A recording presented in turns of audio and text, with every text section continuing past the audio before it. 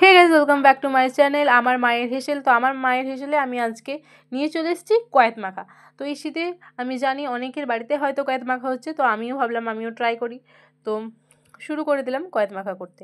তো প্রথমেই আমি কয়েতের থেকে কয়েতের শ্বাসগুলো বার করে নিচ্ছিলাম, এবং তো তারপর কয়েতের শ্বাসগুলো বার করে নেওয়ার পর ওটাকে ভালোভাবে একটু মেখে নিচ্ছিলাম। তো তোমরা কে কে বাড়িতে কয়েত মাখা খাচ্ছ আমাকে প্লিজ কমেন্ট করো, যারা আমার ভিডিওটা দেখছো। আর আমার ভিডিওটা দেখার জন্য অনেক অনেক অনেক থ্যাংক ইউ। তো তো তারপর আমি কয়েত মাখাতে কি কি দিই সেটা দেখতে থাকো। তো আমি প্রথমে এখানে কাঁচা লঙ্কা কুচি কুচি করে কেটে নিয়ে কাঁচা লঙ্কা কুচি দিয়ে দিয়েছি। তো তারপর আমি পরিমাণ মতো নুন দিয়ে দিয়েছি। এটা পরিমাণ বুঝেই দিতে হবে, তো সবাই পরিমাণ মতোই দেবে। তো তারপর আমি এতে অ্যাড করছি চিনি।